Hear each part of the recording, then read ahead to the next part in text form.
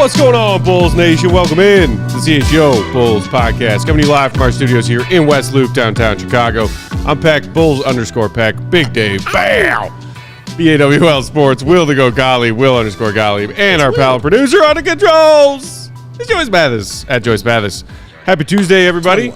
Lots more fun draft talk to get to on today's show. Going to go over a couple of the newest mock drafts from some of the biggest NBA mock makers out there, and a couple of names that we haven't spent a whole lot of time yet talking about, so we figured we'd do that. First, we can touch on the conclusion of the NBA Finals from last night. Ugh. NBA season's officially over. Sad. Yeah, Is anyone else sad? I'm a little sad.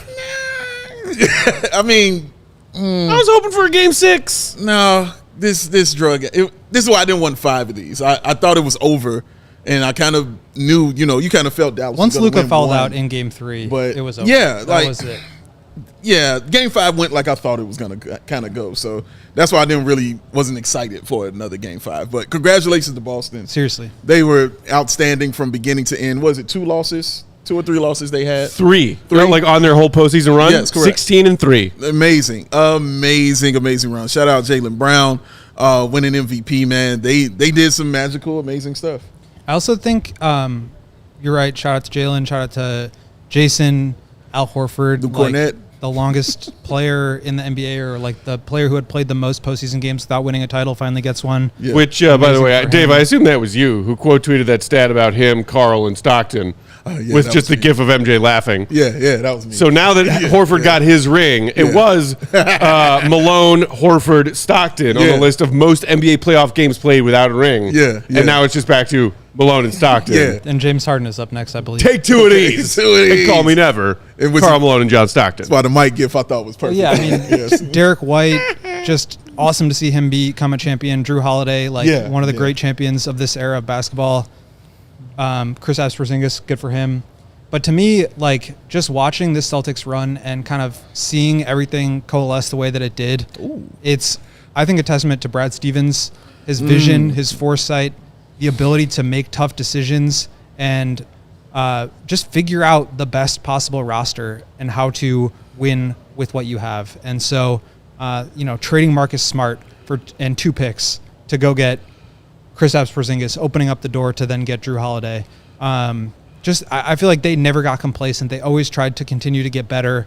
Bringing in Joe Mazzulla, who I know has gotten a lot of criticism, but the way that he thinks the game and committed to a style of play that was going to be the mathematically best version of themselves that they could have gone to. I just think it was execution at its finest from top to bottom. And I said this when we talked about Luka a couple days ago, but I think a lot of times we kind of tend to diminish guys before they've won and then really recognize them as soon as they have. And I hope that we learn from the way that we talked about Jaylen Brown and Jason Tatum and how those guys are now champions, irrefutable. You can't deny that.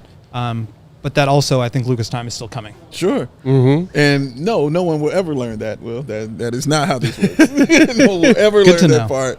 They will continue to attack Luka and call him trash now, and he's the worst and all these things.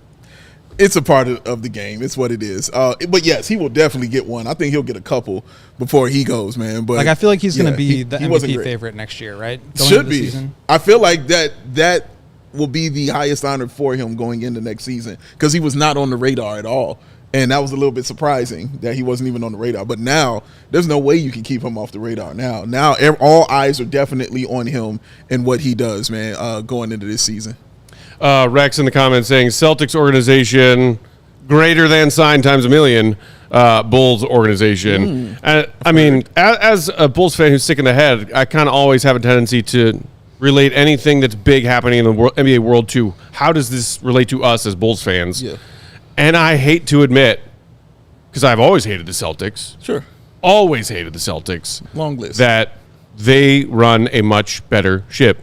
I mean, you think about the core, and they kept getting all kinds of questions from every angle. Are they going to break this up? Should they break this up? You know, referring to Tatum and Brown. Are they not good enough? Mm-hmm. What's missing? You know, they had their trials and tribulations, their struggles. They came up 2 wins shy when they lost to the Warriors, 2 years ago in the NBA Finals. Mm-hmm. But the organization makes bold moves after drafting well and growing their homegrown talent. Complementary pieces. Mm-hmm. Holiday was a huge move that paid off big dividends. Even though Kristaps was hobbled through part of this postseason run, that was a big gamble of a move, letting Marcus Smart go to bring in Kristaps. Sure. And, I mean, bold moves, being a luxury tax team, paying top-end talent to build around your homegrown talent. Yeah. And it paid off. They won their 18th franchise championship, and I hate it, and I hate giving them credit as a Bulls fan, but you cannot deny what Rex just said in the comments. The Celtics are a much better run organization than the Bulls. Yeah, without a doubt. And, what we saw Danny Ainge actually do for them to set them up, you know what I mean, and then Brad Stevens to go from coach to front office guy, that usually can be a letdown in some kind of way, and it wasn't. It was business as usual with that team and that organization. Losing your coach, that was that coach like that, and then going through a whole scandal with it, that didn't change anything either. You brought in the youngest coach to ever win an NBA Finals now in Joe Mazzulla, so they've done just a lot of things right, and you're right, nobody likes the Celtics at all. Or the city of Boston. People do not like them. And it's funny because I had one of the greatest weekends of my life when I was out there in Boston. I'll fill you in on it one day. But I really enjoyed it out there. But I understand, you know what I'm saying? I get it, why people feel that way about the Celtics. But they just honestly, people want to, will say they had an easy walk to the finals. And yeah, they probably did in a lot of ways. A lot of injuries were there, a lot of things. But you got to beat who's in front of you. Like, would you rather, how did Jay-Z say, would you rather be overpaid or would you rather be overrated or underpaid? You know what I mean? Like, so I had an easy walk to it. Would you rather see me lose to these trash teams or do you want to see me win and carry a trophy? I'd rather get the trophy and you just say I got it easy. That's fine. And that's the stuff that, people talked about with the Nuggets last year. It's like, they had an easy path to the finals. Now we're not thinking about that because they're champions and you can't take that away from them. So, I do think that they succeeded because of how well their organization was built, the fact that they were set up so much to succeed. Like when you're winning games by 20, it's a lot easier to play every game. Yeah. It's a lot easier to be confident in a rhythm and just continue to make shots when you have that kind of support. So again, you can nitpick on every single team of all time, on every champion, on every MVP, finals MVP, all of it.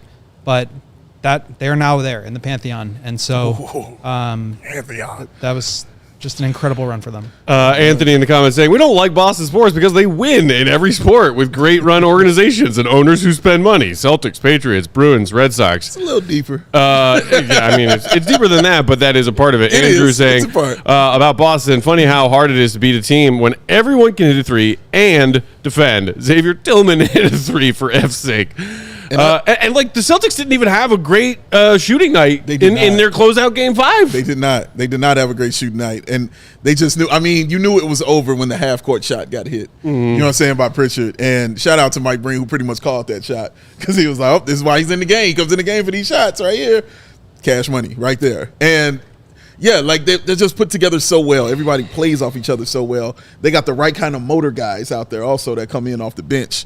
And it's awesome. It was just awesome basketball to sit there and watch. And again, this is the West we're talking about. They beat the mighty West. They came out of the West, and the Celtics simply just stomped on them, man. Yeah. That was crazy to watch. I did see one crazy stat I thought was interesting. Well, it shouldn't be too crazy because it's early into this decade. Yeah. But there are only 2 players right now who have multiple championships in the 2020s. It's Drew Holiday and it's Kentavious Caldwell-Pope. Yeah. I thought that was really interesting because usually you would see the stars, in that kind of thing. But Drew Holiday got one on that Bucks team in 21. Correct. Yeah. Correct. That's interesting to me. the whole like Pantheon comment. I mean, I don't know if you were just saying like they're champions now, Will. Sexy So word. you know all criticisms about the Celtics that they heard plenty of all season long. I was a doubter. Sure. When they made the Kristaps move, I was like, I don't know if that's going to work. Yeah. And I've never believed that the Tatum Brown Celtics were going to get over the hump because they never showed us they could. I'm a believe it when I'll see it kind of sports fan. Sure. I do want to push back a little bit on some of these people who are saying one of the greatest teams ever. I haven't heard that Because once. of their Like, 16-3 run on top of their very impressive regular season record. 16-3 in the postseason, 80-21 overall record, combining their regular seasons and their postseason games. Which, by the way, that 792 win percentage ranks them second in Celtics franchise history, behind only the arguable in that top 5 greatest all-time NBA teams, 86 Celtics, who went 82-18 for a winning percentage, combined regular season playoffs of 820. So, second best by winning percentage Celtics team of all time, only behind the 86 Celtics. These Celtics also win the championship. But I will push back a little bit because of the level of competition. Sure. And that might some people might say that that's a hater comment from a Bulls fan who hates the Celtics. But come on, man, look at their path. I mean, you want to make the argument of putting them up towards the greatest NBA teams of all time just because of the impressive winning percentage? Yeah. Come on, man. Yeah. Not going to do that Come at on. all. No, you play who was in front of you. They weren't as talented, whether it was the teams that they played or the injuries that they ran up against. Either one. Even playing Luka, you know, his knee bled the entire playoffs pretty much, man. So, yeah, like, no, I'm not going to say that, man. I'm with you on that. I will push that along with you. They are not on that level, but you have to honor them for being champions, and that's what they are. They have the trophy. I have nothing but respect, and I honor that. Yeah, and I agree with that. Like, I'm not saying they're the best team of all time, but they're in the group of teams that has won championships. Yeah. Like that speaks for itself. They're in Obviously, the room. like, Giannis was hurt, Embiid was hurt, Sure. Jalen Brunson got hurt, and therefore the Knicks couldn't advance. So, yeah. Halliburton got hurt, too. Halliburton got hurt. They had a generous pathway. But I do think that, like, there's something about, and Bob Myers has talked about this on the broadcast last night. I've heard, like, Steve Kerr talk about it in the past. There's something about having done it before that gives you confidence to be able to do it again. And I think crossing that initial hurdle for them was really challenging. Yeah. They blew 3-0 lead when they came back against Miami and then lost in Game 7. Yeah. You know, I feel like they've really struggled at certain points and, like, really just, like, dropped the ball. But I wonder now if they will, you know, if next year when we get to this, you know, time in the season, are they doing it again because now they've gotten there and they've been able to break through that? Or is it the same Celtics team that still kind of has, like, these kind of hiccup moments that cost them a season or a series? And, you know, I'm not saying it's going to go one way or the other, but I do think that's now the question about them is, like, how real is this? Can you do it again? Yeah. And here's the credit I'll definitely give them for sure. They shut down Luka and Kyrie. They were a problem for both of those guys, man. Like, them dudes had a terrible series. Kyrie in Game 5, I think, was 5 of 16 from the field. Yes, it was up there. And you know, they both balled out to avoid the sweep and win Game 4 and win Game 4 very convincingly so. Yes. But Kyrie, it's an elimination game. You score 15 points on 5 of 16. Yeah. He did have 9 assists. Yeah. But do you think that there is anything to those people who were saying, yeah, Kyrie did not want to play in Boston? Yeah, I do. Like, look at how he played. Like, that's how I felt about it. Like, his whole everything was off the second he stepped foot in Boston again, man. Like, and the second he gets back, you know what I'm saying, to Dallas, he was cash paper. So, yeah, I don't think he was comfortable there. I'm not going to use that as an excuse, but I don't think he was comfortable there. But, again, I think Boston did a great job of making it uncomfortable. And you mentioned Kyrie shooting. Luka had as many turnovers by himself as the entire Boston Celtics had in Game 5. So that's not good. You know what I mean? Like, they did a great job defending him, making it hard on him as soon as he crossed half court. They either ran a trap at him or they bodied him. Pritchard did a great job not going for those Luka fakes that he was doing, man. Like, I give, you know, a lot of respect to how they defended those guys. Rex saying, Kyrie hates being the bad guy, one of those guys who pretends he doesn't care but plays worse every time he's cast as the villain. Plays worse when he's cast. Oh, I see what you're saying. Right. Okay. But Boston's always interesting. Some people felt the same way about Bron when that Heatles team made their first titles run in 2011, like the first year the first season that team was assembled. LeBron, if I recall, even did like a commercial where he was talking about like, I'm the villain now, and he like dressed up in different stereotypical villain-esque costumes. I do remember that. Yeah. And I was like, cool, you just got bodied by JJ Barea. That's the bottom line there, buddy. All right, that is it. That is a wrap on the 23-24 NBA season. Sad face, but now we are officially fully fledged into the off-season mode. Go time. Where us Bulls fans have been since mid-April. We journey on talking about NBA draft stuff as we are a week and a day away from the 2024 NBA draft. New mocks dropped recently from BR, Ringer, Athletic. We're going to talk about some of the names that have tied themselves to the Bulls. So stick around, because in the meantime, hit that thumbs up button while we tell you about these great products and services from our friends and sponsors. Dave, who's first? Baby Joey hit me up. Of course he does. He was celebrating, in Boston, hanging out. He's still a little peeved at Troll Joe. Mm-hmm. He's trying to get a sit down with him. But again, every time he tries to talk to him, all he gets is, maybe Joey can actually facilitate this.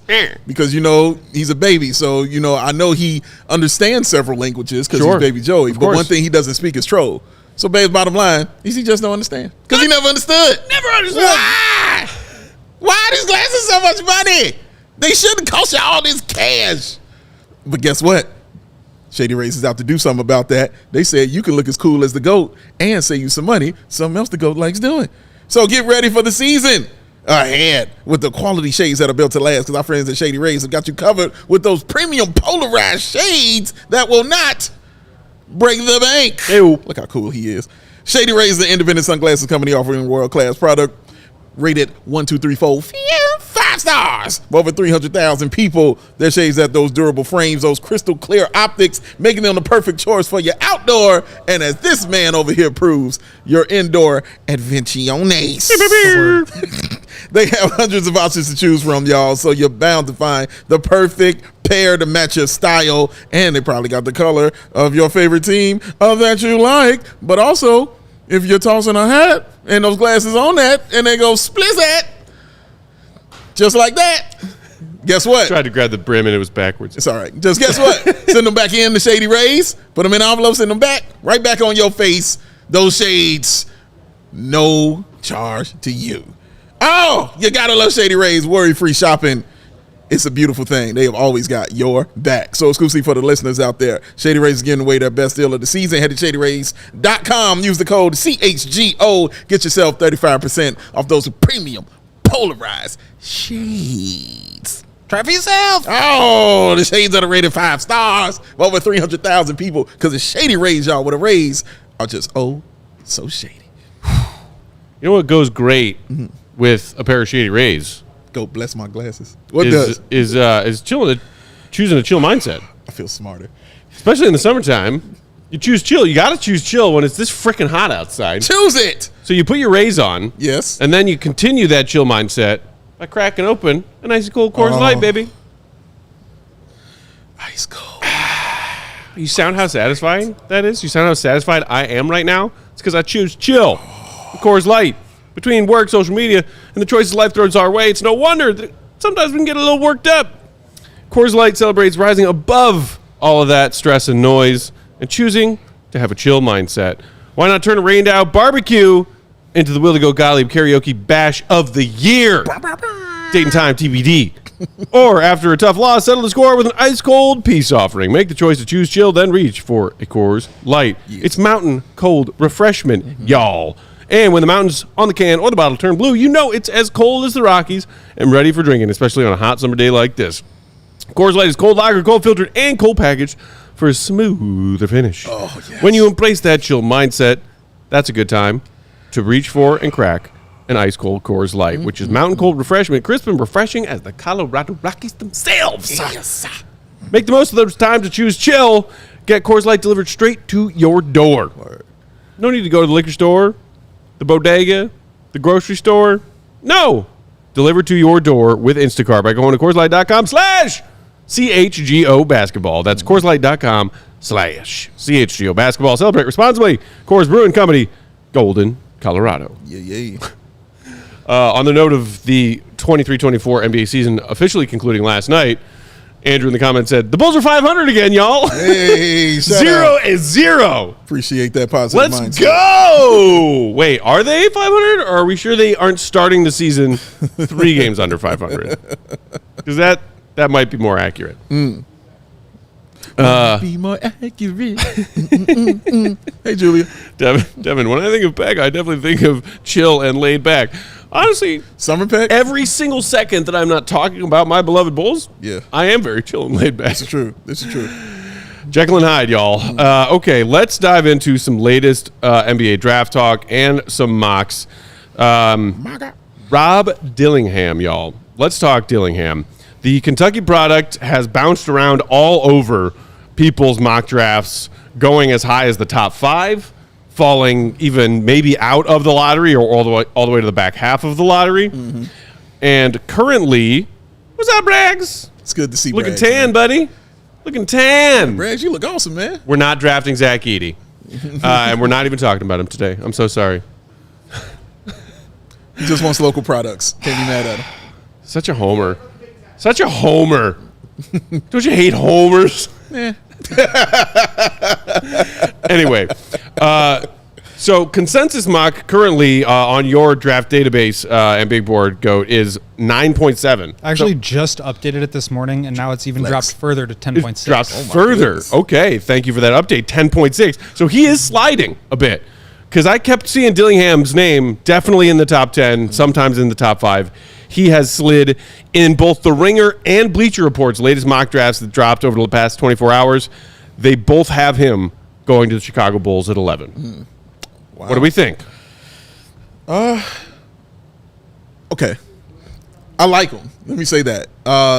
When you're a guy with that kind of size and that good defensively, I like him. I love the way he moves his feet on defense. I love him in a one-on-one. Like when guards switch on him, like that's going to be a problem for them to try to put the ball on the floor and get to the bucket. That's going to be an issue. I really like it, but it's not great defensively. You know what I'm saying? Like he's just not the greatest person defensively. But I'd like this. The size presents a problem. Yes, that's what I mean. Like I like that aspect of it. You know what I mean? I do. I like that aspect. But on a lot of them situations, he's going to get cooked, fried, and fricasseed. That's fine. Because that dude, he really reminds me, and I don't know if you guys feel this way, but he truly reminds me of like year 1 Kobe White. Mm-hmm. Like when I watch him play, that's who I think of, a microwave kind of scorer who can kind of get his own shot once he gets, kind of in the lane, quick crossover, can, just pull it up, pop it on you. Really, great 3-point percentage, whether he creates it himself or whether he gets it off ball. He really can shoot that thing, man.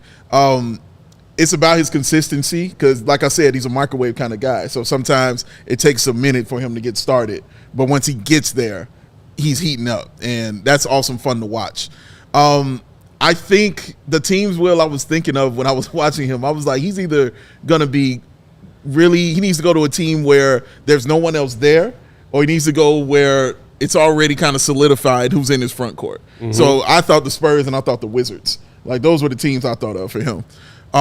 Because I'll need him to have the ball in his hands for him to be just incredibly effective and be, the guard that I think that he is. I don't think he's like a great facilitator or anything like that. Yeah, he can pass it. He gets down there. He can do those kind of things. But he's just not that kind of like great facilitator. But he is a solid playmaker. He's not going to, hurt anything in that instance. But again, I know I talked about the defense and I liked it because that's on those guards, but that's going to be an issue for him because he did have tons and tons of lapses, and they're very well documented in several college games, lapses that he had where he left his player and forgot, oh man, I still need to guard him. Even though I left him, I thought somebody else was getting him. Yeah, he had those kind of mental lapses in the game, man. But overall, though, it's about putting the ball into the bucket. That's the game of the NBA. And if he goes to a team like the Spurs, yeah, he goes to a team like the Spurs, I think that'll be a great move for him. His defensive efficiencies won't be on display as much because you're playing with a guy like Wemby. But, man, the way he can cook, and if he can get with Pop and bring that other stuff out of him, I think you got a player. So Dillingham, guard from Kentucky, 6'1" without shoes, 6'3" wingspan. He measured 164 pounds at the combine, so very small, very slight. But after spending a year with OTE, he went to Kentucky and came off the bench there and just was electric as a scorer. 26.6, 5 rebounds, 6.8 assists, and 1.8 steals per 75 possessions. Super dynamic scorer. I think he is actually, or he did improve a lot, his facilitation, but I agree with you, Dave, that he's primarily a score-first guard. So to me, like, he is probably the best scorer, pure scorer in this draft. He's I can see that. Really dynamic, great off the bounce, great shooter, shot 44% from three on a high volume. Almost 40% of his total attempts were from beyond the arc. So just a really electric scorer. But at that size, like, I've been burned on smaller guards like that before, Sharif Cooper being probably first and foremost. Just kind of learning your lesson there. Like, I do have some concerns about whether he can survive at this level. A lot of people liken him to a smaller Darius Garland, who's already really small, and was in some settings kind of played out of Cavs playoff games. So I think there's going to be questions with him. In my next mock draft, which I will drop maybe later sometime this week or early next week, is I have him going to the Utah Jazz right now, and I think it's for a similar reason that you suggested, which is that, like, he needs to have the ball in his hands. He needs to be able to kind of run free with floor spacing, with rim rolling bigs, with rim protection behind him. And I think that situation makes a lot of sense. With this draft being as kind of flat as it is, I could see him going all the way up at number 3 or even 2 if the Wizards are like, we love this guy. But I could also see him falling out of the top 10. And I think that's kind of what KOC wrote in his blurb for The Ringer when he put him at the Bulls, that like somebody's got to drop in this. And I think that could be KOC Dillingham. said somebody's got to drop, right? Why not Dillingham? Jonathan Wasserman of Bleacher Report went into a bit more detail on why he thinks Dillingham could be a candidate to slide, saying the Pistons and Blazers seem unlikely to target him based on their current backcourts. Hornets could be an option, although they finished 29th in defense. So if you're maybe going to try and bulk up and beef up your defense, a 6'1" guard ain't going to do that. League sources, according to Wasserman, also believe the Spurs aren't likely to draft Dillingham based on what they're signaling to agents. They're hearing teams prefer bigger positional prospects. At number 11, meanwhile, the Bulls may see too good of a buy low opportunity on Dillingham, who could either provide instant offense off the bench or insurance and depth in case of any tempting Zach LaVine deals. Interesting. So there is that. And look, Travis in the comments saying Dillingham should be under heavy consideration. The Bulls need star potential. Brazil saying, I think jokingly, Dillingham will be a great small forward with the Bulls, referencing the Bulls' tendency to play a bit more small. Fish saying he's small, but he can get buckets. He would be nice off the bench for Kobe. So off the bench for Kobe versus could you pair him with Kobe if the Bulls do in fact find a trade for Zach LaVine? Because that to me is something I would be concerned about. If you're talking about pairing him with Kobe White in your starting backcourt, because then you're talking about size problems, you're talking about defensive problems, and the fact that they both are kind of score-first guards who aren't necessarily great facilitators and playmakers. I think, Dillingham, there are questions about his fit with other smaller guards. And, I don't want to go too long here, but maybe we can pick this up after the break. But it just depends on how you view the Bulls situation. Do you want to go for fit with Kobe White and think about how Kobe White's fit matters with the future of your team? Or do you want to take the best talent available? I think he has a chance to be one of the highest upside players in this draft. So if he's there at 11, you got to consider it. If he's there at 11, you got to consider it. We will continue our chat on Dillingham and then also get to Rob Holland after we share these words for our friends and sponsors. While you're doing that, you know what to do. Hit the thumbs up button. If you didn't do it the first time around, do it for Big Dave. Do it for Troll Joe. Yeah. And do it for anyone else you want to talk about in this NBA draft class. Check out that draft database, by the way. Oh, all you diehards out there. It's amazing. Big Dave, who's next? Joey Spathis. You're my guy. What time is it? Game time out. Let's go. Let's go. Joey be on it, and it is awesome. Game time makes getting those tickets even faster and easier because those prices on the Game Time app actually go down the closer it gets to tip off, y'all. And with those killer last-minute deals, all-in prices, views from your seat, and their lowest price guarantee, Game Time takes the guesswork out of buying those tickets. Of course, They got the last-minute deals where you can save up to 60% off buying last-minute tickets for sports, concerts, comedy, theater, and much, much more. Flash deals where you can save even more with exclusive in-app deals on select seats ahead of the game of the event. And you can save even more with the zone deals, y'all, because that's when you pick the section and let Game Time do the selecting and find your seat for you and save your money, just like Matt did right there. And, of course, those seat views, I love a seat view, man. Got to know where I'm sitting. Got to have it. Stretch him out, Matt. He understands me over here. Will Gottlieb, maybe not so much. But he still likes the seat views, too. And you can. Because I said so. Take the guesswork out of buying those tickets with Game Time. Download the Game Time app, create an account, use that code CHGO. Get yourself $20 off your first purchase. Terms apply. Terms apply. Oh, that's CHGO. Get yourself $20 off your first purchase. Terms apply. Terms apply. Download Game Time today. Last minute tickets, lowest price guaranteed. Because what they go, golly. What time is it? Game Time hoot. Game Time hoot.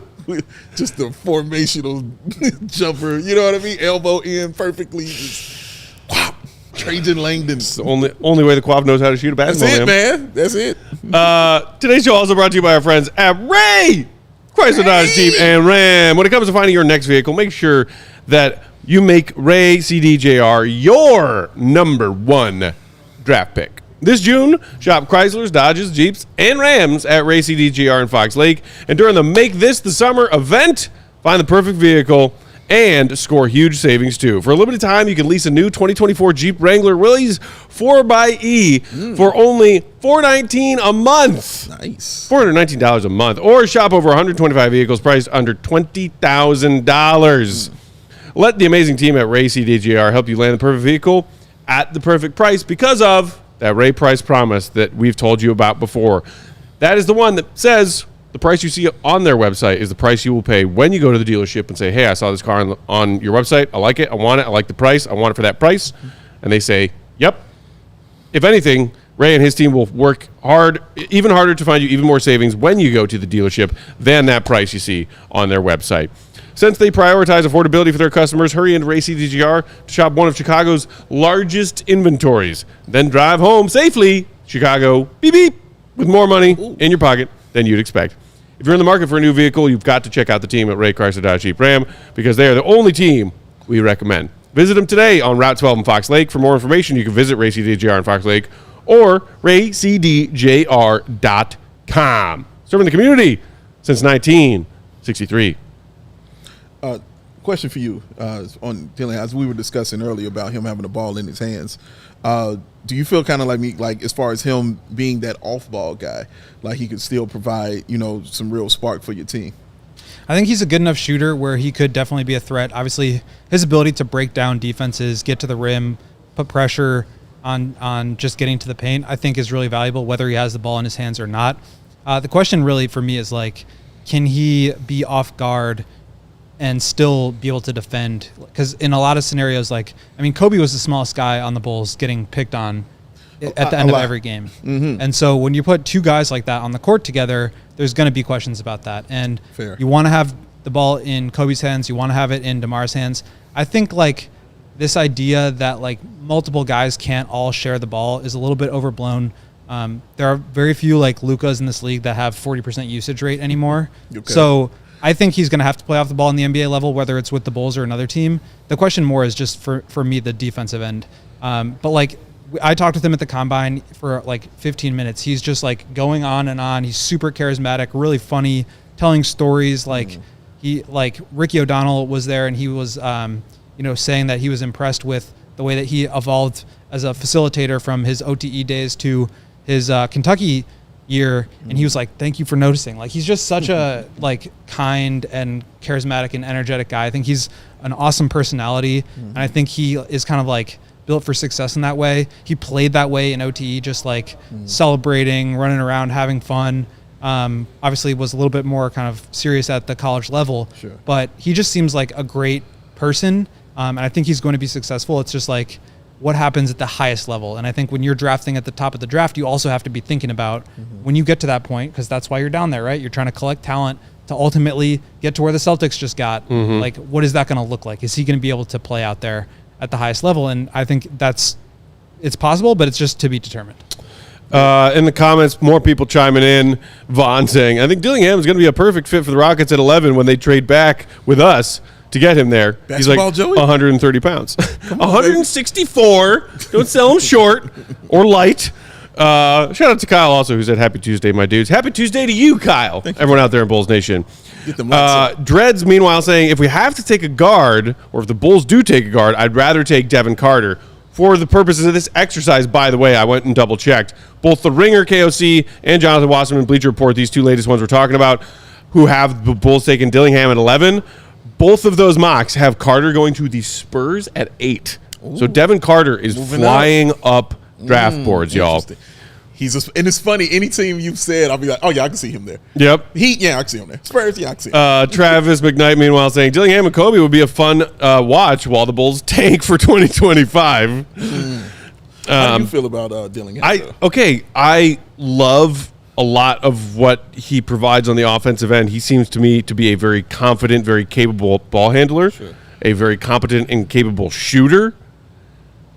The size, man. I'm struggling to get past it. I know that there are examples of guys that small who can still be dominant or at least, very useful on an NBA floor. I'm always scared of them. Okay. I'm always scared of taking guards that size. Okay. And if you're talking about what this Bulls team needs right now, he checks some of those boxes. Scoring, shooting, better ball handling, but that size, the size and the defense, man. The size and the defense is keeping me. Yeah. And I'm not saying I feel like do not draft. Yeah, I'm just saying there are other people in this draft I like more. Yeah, and his size is a big reason why. Yeah, and like I said, defensively he's not great. It's just certain times when he gets on you, man, like it kind of looks like a pit bull. When he'll get on you and go attack and go after that ball. He's got that high kind of motor. But then when you're running like scheme on the defense and guys got to be in this with it, right, he gets lost really, really easily. Gets lost, and then on top of just getting lost sometimes on rotations defensively, like, any coach worth, half a lick and half his contract is just going to, pick apart that matchup with mismatches. That's true. Which, the Bulls have not been great at. And they just don't have the infrastructure to support him right now. And again, I don't think you necessarily need to. That's a great point. Only draft based on like whether you think this guy can succeed. But we've talked about it with some of the centers like Khalil Ware. If you draft this guy, are you putting him in the best situation to succeed and to reach the best version of himself? And I'm not sure that would be the case with Dillingham. But I also don't know that like you can't turn that into the case, right? Making other moves, creating more space for him to have the ball in his hands, I think would be useful. But I do agree with you, Dave, that is kind of the role that he's going to need to play in order to find success at this next level. Otherwise, it will be a situation where, he's just too small to be out there. Yeah. And you have to just be so good offensively to make up for the deficiencies that he's going to have defensively. Yeah. And if you don't have like an elite rim protector behind him, I think that could get a little dicey. So Spurs, and Jazz make a lot of sense to me. You got Wemby and Walker Kessler back there to protect the rim and clean some stuff up. Mm-hmm. The Texas Ranger will save you. And saying, not saying he's the perfect fit, Dillingham, but how many times were we all screaming at our TVs because the Bulls couldn't score without a mid-range post touch from DeMar? Fair point. Very fair. Prove me wrong, saying you don't need your guards to be pass first. Just play defense and shoot. Passing is for your forwards and centers, then citing Joker, Tatum, LeBron, Draymond leading their teams in assists in NBA Finals in the recent stretch of years. I hear that, but those are all pretty elite That's like, guys. You know what I mean? Those are all, I think. And the NBA is changing. That is true as far as who teams are building their offenses around, like who are the guys who are making the offense run, and some of them are now bigs instead of guards. All of those examples are pretty like upper echelon superstar players who do everything well. Yeah, when you want them to have the ball. Yeah. Ooh, here's a fun one for GOAT. Brazil asking if Topic and Dillingham are both available at 11, who are you taking? I'd probably go Topic. I have him a little bit higher on my board. with his size. I know like a lot of the appeal with him was obviously the fact that he was going to be healthy, but also the wingspan, which measured, I believe, slightly negative. Originally, people thought that it was going to be like around a 7-foot wingspan, which makes him a lot more appealing as a defender. So I think he will fall a little bit further than I initially thought. Mm-hmm. That's Topic. But I would still probably prefer him to Dillingham just because I think they bring a lot of the same stuff. I think Dillingham's a much better shooter and scorer, but in terms of rim pressure and facilitation, very similar players, but 6'5" compared to 6'1" and $160 is a big difference. Yes. Quentin Sanders in the comments saying, we have too many guards, we need a wing. So let us use that to segue to Ron Holland, who also found himself in the Bulls' lap in a new mock. That one courtesy of The Athletic. Shout out. And Josh Robbins of The Athletic had some thoughts on Holland and the Bulls, saying Holland would give Chicago a potentially elite tone setter on the defensive end, someone whose motor never stops. That aspect of Holland's game is a sure thing. And a number 11 in a weak draft, I think the Bulls would jump at the chance to add someone who has those skills. Make no mistake, a high motor is a skill. Preach. I'm sure Big Dave would agree. There are questions about the rest of his game, efficiency, shooting, on-court decision-making, but that's what trigger warning player development is for, and it would be on the Bulls and on Holland himself to make those gains in the years ahead. And on the specs of Ron Holland as a wing at the NBA level, 6'6.5", 197, and a nearly 6'11" wingspan. Also, by the way, has a 38-inch max vertical. I do really like Ron Holland. He'll be 19 on draft night, played with the G League Ignite last year, 21.5 points, almost 7 rebounds, 3.5 assists, 2.5 steals per 75 possessions. So really dynamic defensive player, really gets after. He's got great size, great length, great athleticism, where he can like be that big wing stopper that everybody in the league is looking for. Yeah. The questions with him are his ability to score. He was and shoot, I would say in particular. He was put in a position where, like, coming out of high school, I believe he won like 3 state championships in Texas. He was like a power forward that was like an elite defensive player, elite tools, elite athleticism. And then going to the Ignite, they kind of put the ball in his hands a little bit more and tried to see what he could create offensively. He got hurt, and the season just went really poorly, so he did not like play very successfully. But he does have, I think, some self-creation chops, and that's why some people feel like he can potentially be that two-way wing that everybody in the league is looking for in the mold of, some of the bigger wings, Kawhi, Paul George, not comparing him to those kind of players, but just in terms of his style and archetype. I think that's kind of what you're hoping for if you bring him or if you draft him in the top 10. So to me, and he's been working out with teams from the Blazers to the Lakers to the Heat. Like, it does seem like his draft stock is sliding a little bit to where he could be available at 11. I believe, according to my consensus mock, he is at 11 right now, so right in the Bulls' range. And I would be super thrilled with him. I think he's the kind of upside play that the Bulls really need to take here. And, even if he doesn't hit, I think he's a great athlete who can get downhill.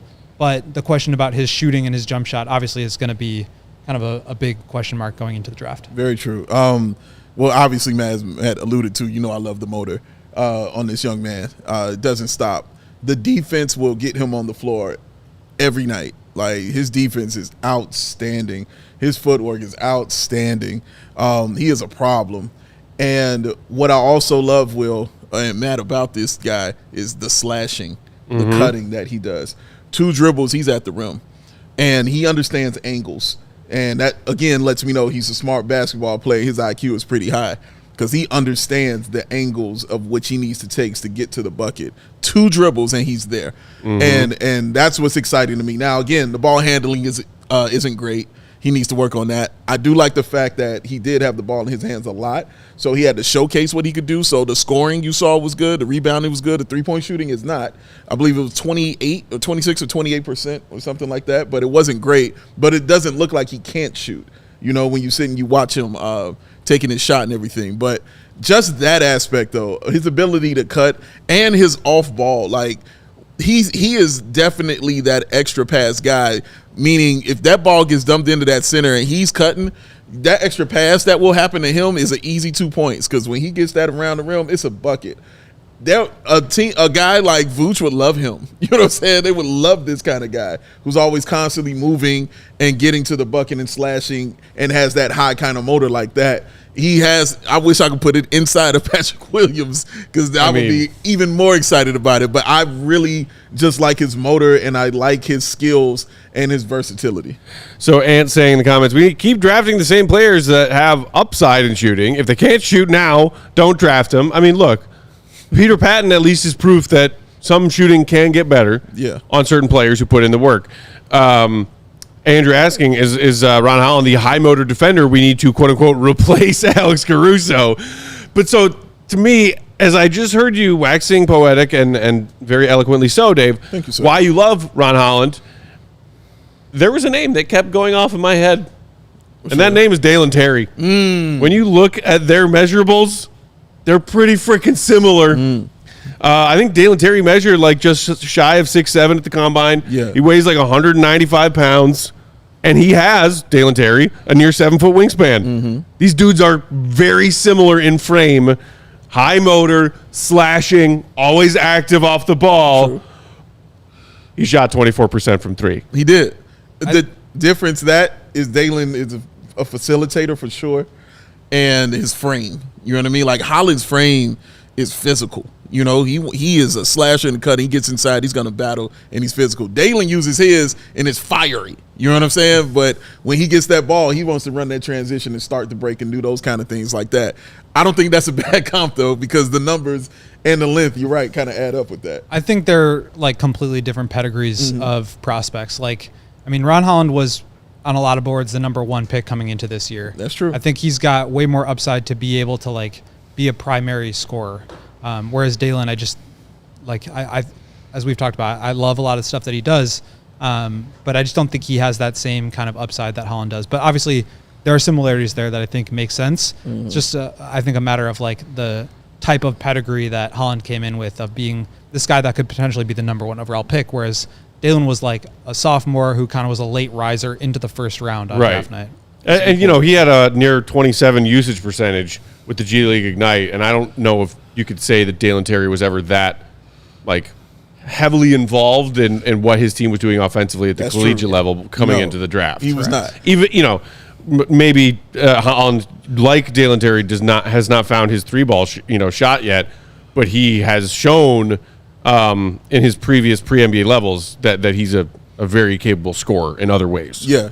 Shout out Dalen Terry, baby. He averaged 18 and a half a game in the G League Ignite. Pretty damn awesome, man. Like, yeah. And again, the motor is just incredibly sexy and attractive to me. It is. Okay, well, so before we shift to one of the bigs that we touched on a while back, we're going to circle back to because of a recent report. While we're on the topic of wings, I did see several people in the comments bring up this name, including Matt Nuku, who, shout out to him, and thank you, threw us a $4.99 super chat. Shout out. Saying, sad I missed yesterday's live show. Very much enjoyed it after the fact. Glad you did. Thanks for tuning in. Wanted to know your guys' thoughts on Terrence Shannon Jr.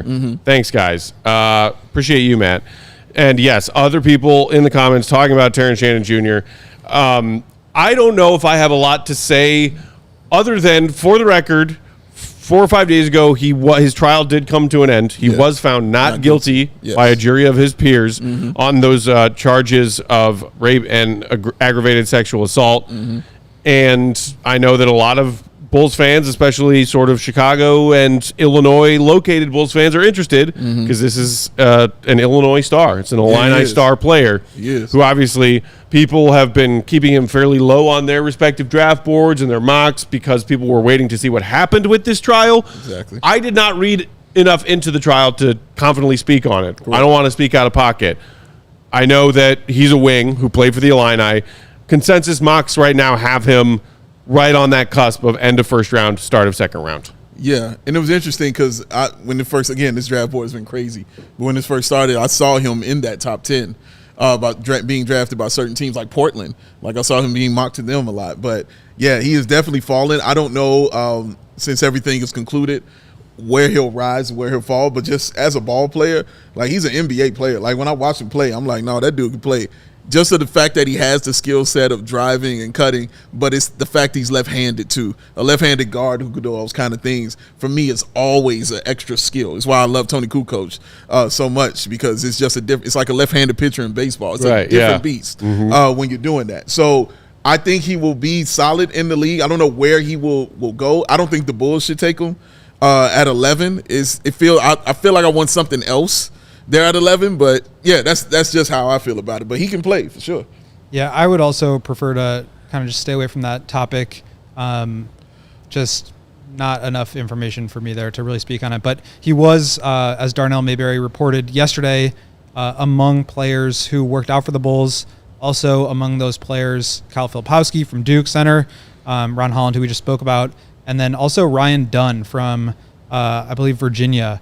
And Darnell, in his piece today, spoke very highly of Dunn and made it kind of seem like the Bulls could be seriously thinking about him. So I don't know, maybe we want to talk about him for a second, or just read off of what some of what Darnell wrote. Yeah, you got to skill me on, because I don't know much about Dunn. I didn't watch so much tape on him. Dunn, I have as like a second rounder right now. I think he's probably going to go back end of the first round, second round.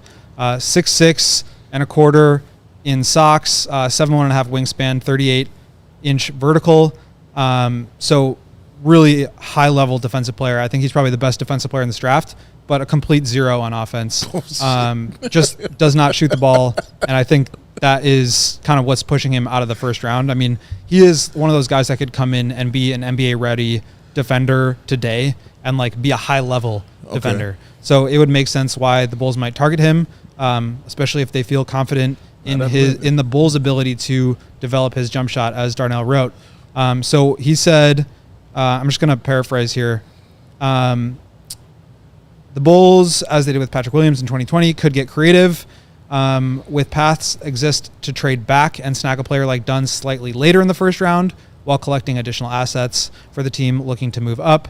Much of the next week's decision for the Bulls will depend on how the board shakes out in front of them. Dunn is an intriguing option who fits a need and will almost certainly be on the board at 11. At 21 years old, Dunn is ready to step up and supply quality defense from opening night. Naturally, he won't be viewed as having the same upside as Holland, who is 3 weeks shy of his 19th birthday. But how long are the win now Bulls willing to wait for another teenager to develop? There's a good chance the Bulls met their next rangy wing in Monday's workout. So that's pretty powerful. I would suggest that kind of implies that there's a serious momentum towards Ryan Dunn. But to me, taking him at 11 is just way too high. Yeah. Maybe a trade back, but as we've talked about, like I would much rather focus on upside and not necessarily worry about winning today, which is exactly the kind of player that Dunn is. He's a win now, immediate impact kind of guy. Ryan Dunn, for the record, an updated consensus mock is right around 31.5. Highest mock has him at 24, and a couple at the lower end have him taken at 38. You can't take him at 11. No. Brazil Popular in the comments saying, "Does defense is best in class, offense is the worst." Which Dunn are we talking about here? Meanwhile, he's like Matisse Thybulle. Like he's literally not. He's going to be not guarded on offense. Kevin saying, "Hey y'all, I've been in a coma since 2018. How's the rebuild going?" And saying, "Kevin, you may need another coma." Which rebuild? Which one are you talking about? Yeah. Actually, just kidding. It's going great. Wayne Selden Jr. just won the league's most valuable player award for the 23-24 season as a member of the Chicago Bulls. First of all, we just won the chip. Shout out to coming out to COVID and finding CHGO. Hope you're feeling better. My man. Hope you're feeling, appreciate that. or hope you're eating solid foods any day now. Oh, man. You know what? Two things off topic, because they're in my brain, and you know I'm off topic kind of person. Go for it. It's the off season. Two things I want to say. Okay. One, the draft party. Yeah. I was going to say June 26th. Yeah, I forgot to plug it at the top of the show. It's coming. But the reason I'm bringing it up, because it has been confirmed, ladies and gentlemen, Julia will be in the house at the draft party. Let's go! Julia will make an appearance. Julia's coming. She says she can't wait to meet us. She's very excited. All the cool people will be there. All the cool people will be there. PB&J Sports Bar in the West Loop. Yes. Delicious pizza, delicious beverages, presented by Coors Light. They're going to have great Coors Light deals available throughout the entire draft. Draft starts at 7. Yes. We're going to be live the whole time, including watching what the Bulls do. Maybe a pick 11 or maybe they make a trade. Either way, we will be there to break it down, hang out with y'all. It's going to be a wonderful time. And it's free admission. Yes. Come. There's going to be great drink deals, delicious pizza. Yes. If you want to, there is a event section on our allchgo.com website under events where you can find it and RSVP if you want, just to let us know that you're coming. Yes. But all are welcome. Come hang out with us Wednesday night, June 26th. The other thing I want to say is I saw Shirtless Wonder, shout out to him, step outside with his heater and everything, but he is on crutches. What happened to Shirtless Wonder? No. What happened? I need to know what's going down. He ain't had no shirt on, had the heater, had his sunglasses, had his rays on, but he had a crutch. What happened, Wonder? Wonder. People get more active in these summer months in Chicago. People coming out of hibernation, and they, Did somebody try to put a shirt on him? He just got into it. Like, I ain't having that up in here. You know what I'm saying? I'm always out. Taco meat. Oh, my God. Shown. Like, he got to have it. I need to know. We need to know, Shirtless Wonder. Let us know what happened and let us know that you're okay. Yes, please. Shirtless Wonder. All right, real quick, before we run out of time, did want to touch on, you mentioned that report from Darnell about the workouts the Bulls hosted yesterday, Goat. You did mention the name Kyle Filipowski there as well. We did touch on him earlier on, like a couple weeks back, as a potential spot or a potential fit for the Bulls. And the latest stuff is mostly that he has fallen down some draft boards. Here's a tidbit from Jonathan Wasserman and his same newest updated Bleacher Report mock draft from a couple days ago. NBA Combine results won't do Filipowski any favors. With shoes on, 6'10 and 3/4 in socks, he has a negative wingspan of 6'10 and a half. Yeah. He finished in the bottom half of both foot speed and leaping tests at the Combine. His draft stock has mostly remained unchanged for the past few months, though pre-draft risers could push Filipowski down on people's boards. His shooting range, post skill, improved finishing, and passing and defensive mobility create versatility that should lock Filipowski in as a first-round pick. While he doesn't project as a top option like he was at Duke, he checks the right complementary boxes to make a quick transition to an NBA supporting stretch 4 or 5 role. Thoughts on the fact the Bulls brought in Filipowski yesterday, Will? Yeah, just quickly on him, kind of a do-it-all, dribble, pass, shoot, big, 24 and 12 with 4 assists per 75 possessions at Duke. Questions about his mobility and his ability to defend in multiple coverages at the NBA level. He and I talked about this a little bit. You can go back and dig up the video I posted from the Combine. But I think he's very confident that he'll be able to be a passable defender at the NBA level. He said he felt comfortable in drop, in playing up to touch, in even switching out on the perimeter. I think the question is how good is he actually at any of those things that he's supposed to be good at? He can dribble, he can pass, he can shoot, he can play in the post, but is he going to be elite or good enough at any of those things to be able to be featured in the offense? And if not, then is he just kind of not giving you enough on the defensive end, not giving you enough on the offensive end? So honestly, I feel like I'm describing Vooch, which is maybe exactly what the Bulls want, which is versatile bigs who can do multiple things. Yeah. But the trouble that you run into with that is if they're not good enough to do any of that stuff, then where's that leave you? And I think that's the question with him. It's probably why he's dropping. But to me, I probably would take him in the early 20s. Yeah. I could see a team like OKC feeling you know what, we've got Chet. We need another guy who can play alongside Chet, who can maybe play a little backup 5, who can dribble, pass, shoot in our scheme. That's a kind of fit I think makes sense. But it just depends on what style of center that you want to take. And I think a lot of people are Khalil Ware. The Bulls have never, AK came in and traded Daniel Gafford away immediately. He did. I don't think they want to play with kind of those rim rolling, lob catching centers. I think they want guys that are a little bit more versatile. That's why they traded for Vooch. So perhaps that's also why they were looking at Filipowski in this workout. Yeah, I'm glad you said. I had that same thought about Vooch too when I was watching film on him. The first thing, first of all, I had to get over it. My first 5 minutes because I was like, oh God, a white boy from Duke. I don't like you. And then after generally 5 minutes, speaking. I had to get over that. So 5 minutes, I was fine. But just watching this game, immediately I said, I guarantee you they're going to compare him to Larry Markkinen. And then the stuff I started reading, I started seeing that creeping in, and I need that comparison to stop immediately because, one, he doesn't shoot like Lowry at all. And it's just a whole different facet of game that he has. Like I said, which I think is more comparable to Vooch. I do love his motor. I like the fact he has a negative wingspan, but he's still out there battling, fighting for rebounds constantly. He is he's a competitor kind of guy, that you kind of want on your team. That's that fiery kind of guy, but he's also very smart, really skilled passer, man. Like, he really has like point guard stuff to him, even being the size that he is. But some of those passes when he was bringing in the defense and hitting the off man like that on the baseline, either with a bounce pass, like that's very difficult to do for a 7-footer inside. Like, that's not easy. So he's got some skill with that for sure. He can play with his back to the basket. I like the way he punishes the mismatch. He doesn't just take advantage of it, he punishes it. And I like that. So when a little guy is on him, he knows a little guy is on him, and he's going to make that little guy know that you're a little guy and put work on him. So I appreciate that kind of game from him. But yeah, that 3-point shooting, I think I'm not super worried because he shoots about 77% from the free throw line. So I'm not too concerned that he can't, get a 3-point shot. I like the mechanics of it. It looks solid. So I'm not really worried about it from that instinct. But I do think, Will, that he's more of a 4 than a 5.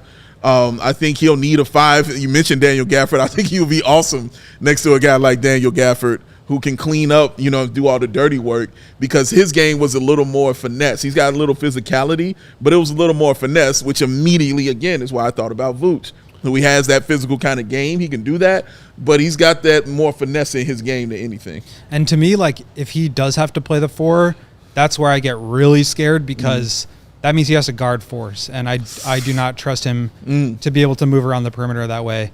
But just to add some numbers to it, 57% true shooting last year, 50% field goal, 56% on 2-point shots, and 35% from 3. So, and quick clarification on the free throws, Dave. His freshman year, he shot 76% from the line. Basically, same number of attempts, 4.5 a game. Sophomore year, that actually dipped down to 67%. Ooh, that's not good. So yeah, I think there's like, in theory, he does a lot of these things, but in practice, how well does he actually do them? I think somebody said, jack of all trades, master of none. Like, that's kind of the, I think, big question with him. And again, if that kind of style of center that's like dribble, pass, shoot, do it all, run dribble handoffs, all that stuff, then he might be your guy. But if you want like a rim rolling like lob catcher, then he's obviously not gonna be that guy. He's not. Yeah, it's so weird watching him play. Like, he's 7 feet, but he doesn't play 7 feet. I mean, he can't. And he has a 6'10" wingspan. Yeah. It's so weird. It's so weird of a game. But I love like a T-Rex. Yeah, right. I love how he competes. Like, I love the fight in him. Like, he's always fiery. I love his IQ when he's out there on the floor. Like, I really enjoy watching those kind of things. And again, he gets another guy next to him. I think that's when he'll really kind of grow. I think it's got to be like a rim protecting 4, kind of like the Suns. I think make a lot of sense for him to take over for Nurkic, of a guy who can like be a passing hub from the elbow. But you also have Kevin Durant there to help protect the rim on the weak side on the defensive end, and you can put him on some of the bigger bodied centers. Because I think he can hold up that way. It's just really, I think, like the foot speed and the rim protection are going to be the questions. Very true. Very true. And saying being okay at a few things and not great with at least one is another problem I assume you mean the Bulls, keep running into. Adrian saying, I like Filipowski. I also like looking at 5-star athletes from high school as it projects better. Look at the 2022 Derek Lively. Balling out. He was top 5 coming out of high school. I think I am underwhelmed by Filipowski. Okay. I also and it's just my dumb meathead person, to hell with Duke. I don't like taking guys from Duke. I don't like Take Cooper Flag? Let's put a pin in that Okay. until AK pivots and protects this team's top 10 pick next year. Fair. Then we can talk Cooper Flag. Fair. Very fair. Pivot! Very fair. Saddle. Sadly, we are out of time for today. Hopefully, y'all enjoyed the draft talk. Don't worry, there's plenty more coming, including our Friday episode this week when we're going to have another great draft mind joining us as a guest. We also you got another version of a mock coming pretty soon. This one might include some trades in it. Teaser. So we could talk about all that. And then, of course, we've got another fun guest early next week as we keep getting ready for the NBA draft.